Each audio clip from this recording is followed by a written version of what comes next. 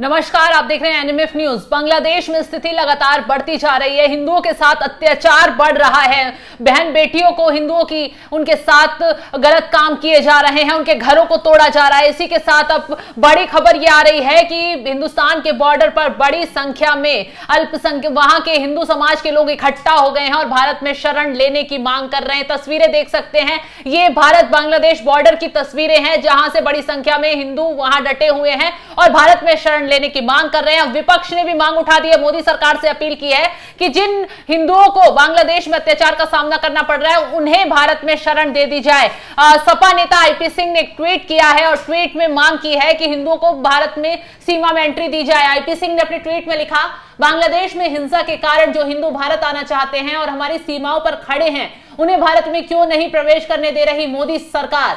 जिनके घर जला दिए गए, जिनके परिवार के लोग हिंसा में मारे गए, अब तो उनके जान पर बन आई है। ऐसे लोगों को तत्काल भारत सरकार शरण दे। तो अब विपक्ष ने भी ये मांग उठा दी है कि जो हिंदू वहां अत्याचार का जिनके साथ अत्याचार हो रहे हैं उन्हें भारत में आने दिया जाए। और हालांकि जब वहां नई सरकार का गठन हुआ और मोहम्मद यूनुस को कमान दी गई तो पीएम मोदी ने उन्हें फोन कर बधाई दी और सबसे पहले एक ही बात पीएम मोदी ने कही है कि जो वहां के अल्पसंख्यक है उनकी सुरक्षा सुनिश्चित की जाए और हम उम्मीद चाहेंगे कि वहां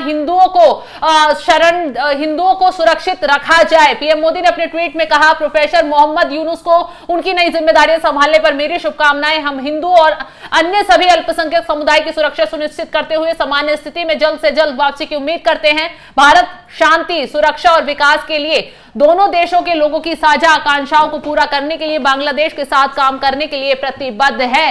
तो पीएम मोदी ने भी चिंता जताई है। अभिषेक, जिस तरीके से लगातार वहां से तस्वीरें आ रही हैं कि हिंदुओं के साथ अत्याचार किया जा रहा है, पीएम मोदी ने भी अब वहां के जो मोहम्मद यूनुस को कमान दी गई है उनसे अपील की है कि हिंदुओं की सुरक्षा सुनिश्चित की जाए। भारत सरकार इसके लिए तत्पर रहेगी।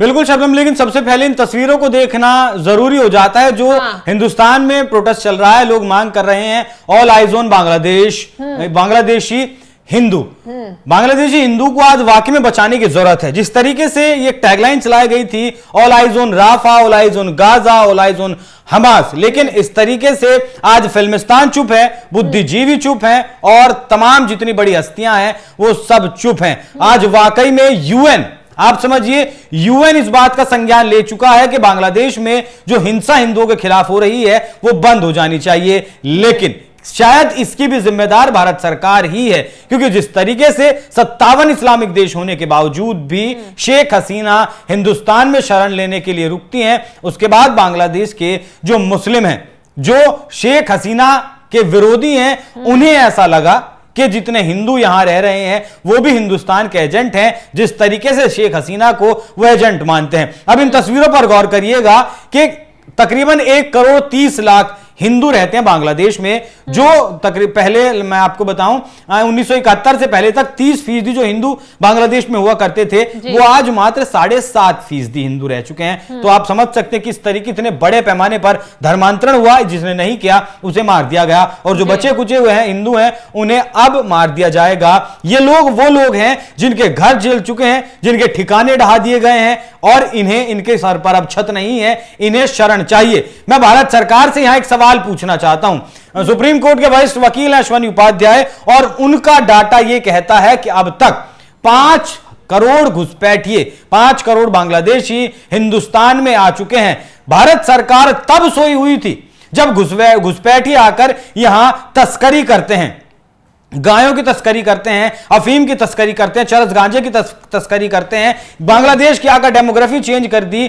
बांग्लादेश में बंगाल के हिंदुओं को लगातार मारा जा रहा है, टारगेट किया जा रहा है उन्हीं घुसपैठियों के द्वारा। तब भारत सरकार नहीं जागती, लेकिन अब बॉर्डर पर भारत सरकार ने जो है सेना को और ज्यादा बढ़ा दिया है, बीएसएफ को और ज्यादा बढ़ा दिया है कि कोई भी हिंदुस्तान की सेना में नहीं आना चाहिए। तो सवाल भारत सरकार से सबसे पहला मेरा यही है कि अगर शेख हसीना को हिंदुस्तान वो रुकी थी, उन्हें शरण दी गई थी, उसके बाद उन्हें जहां जाना था वो जा सकती है। हम सीमा साझा करते हैं। इसके पीछे एक कारण यह भी हो सकता है, अगर इतनी बड़ी संख्या में लोगों को ऐसे भारत में एंट्री दी गई तो असामाजिक तत्व इसका फायदा उठा सकते हैं। भारत में कोई नुकसान उठाने की कोशिश की जा सकती है। तो इतनी जल्दबाजी में ये फैसला मोदी सरकार भी नहीं ले सकती कि एकदम इतनी बड़ी संख्या में लोगों को एंट्री दे दी जाए या फिर उन्हें शरण देकर पालन पोषण किया जाए, क्योंकि ये एक अहम सुरक्षा के मसले से भी एक अहम मुद्दा हो जाता है। बिल्कुल बिल्कुल, आपकी बात बिल्कुल सही है। 1 करोड़ 30 लाख हिंदू जो डर कर अपने आप को जो बचा नहीं सकते, जो डर कर बॉर्डर पर पड़े हैं दिन रात वहां, वो जरूर भारत की जो सुरक्षा है उसमें सेंधमारी कर सकते हैं। 5 करोड़ घुसपैठिए नहीं कर सकते। जो लगातार तस्वीरें आती हैं वो घुसपैठिया दिल्ली में हो, दिल्ली में आकर दंगा करता है, बंगाल में दंगा करता है, असम में दंगा करता है, हर जगह दंगा करता है वो, लेकिन वो भारत सरकार को नहीं दिखता। हालांकि ये सवाल बिल्कुल सही है कि इतने लोगों को आप औपचारिक तौर पर अपने देश में शरण नहीं दे सकते, लेकिन यूनुस खान जो अभी कार्यकारी प्रधानमंत्री बनाए गए हैं, आप उनसे बात कर सकते हैं। आप उनसे ये विश्वास ले सकते हैं कि आप वहां जो माइनॉरिटी है, जो हिंदू हैं, उनकी सुरक्षा को पुख्ता करें। जबकि अब देखिए कि इनकी हिम्मत कितनी है कि यूएन के इंटरफेयर के बाद भी लगातार वहां से तस्वीरें आ रही हैं, लगातार महिलाओं को उनके घर से उठाकर लेकर जाया जा रहा है। और राहुल आनंद, मैं नाम उनका भूल रहा हूं, एक मशहूर सिंगर हैं, जब अमेरिका के राष्ट्रपति आए थे तो वो भी उनसे मुलाकात करके गए थे, उनका घर जला दिया गया, उन्हें बचकर भागना पड़ा। तो जब एक प्रतिष्ठित आदमी के घर का यह हाल हुआ तो आप समझ सकती हैं, सोच सकती हैं कि वहां क्या हो रहा होगा आम हिंदुओं के साथ। तो बांग्लादेश में जिस तरीके से हिंसा भड़की हुई है, हिंदुओं को टारगेट किया जा रहा है, उस पर बाबा बागेश्वर धाम का क्या कुछ कहना है वो भी आपको सुनवाते हैं। समाचार में देखने को मिला वहां के हिंदू भाई बहन परेशान हैं, मंदिरों में तोड़फोड़ की जा रही है, बहुत उपद्रव मचे हुए हैं। भारत सरकार से हमारी प्रार्थना है कि बहुत ही जल्दी भारत को अपना विशाल दिल दिखाते हुए बांग्लादेश में रहने वाले हिंदुओं के लिए विशेष व्यवस्था के साथ द्वार खोल देने चाहिए, वरना वो बेचारे कहां जाएंगे। और वहां पर हिंदुओं पर हो रहे अत्याचार से मन हमारा पीड़ित है। हम उनसे कहेंगे कि आप लोग सब्र रखें, आप लोग अपना ध्यान रखें, एकता बनाए रखें और किसी भी प्रकार से किसी के भी विरोध में ना पहुंचें। विनम्रता पूर्वक आप लोग रहें ताकि वहां शांति कायम होवे। तो अब चारों तरफ से हिंदुओं की सुरक्षा की मांग बांग्लादेश में की जा रही है। हालांकि पीएम मोदी ने भी वहां मोहम्मद यूनुस से बातचीत की है और कहा है कि वहां हिंदुओं की सुरक्षा सुनिश्चित की जाए, वहां शांति की अपील की है कि किसी तरह वहां जो नई सरकार का गठन हो रहा है वो वहां ये चीज देखे कि कैसे इस शांति को बनाना है, लोगों को सुरक्षित करना है और स्थिति को सुधार में लाना है। तो तमाम तरीके की अब वहां जो खबरें आ रही है अभिषेक, ये कहा जा रहा है कि जो हिंदुओं को जानबूझकर टारगेट किया जा रहा है क्योंकि बहुत कम संख्या में वहां हिंदू बचे हैं, तो कोशिश यही है कि इस हिंसा का फायदा उठाकर हिंदू को खदेड़ दिया जाए।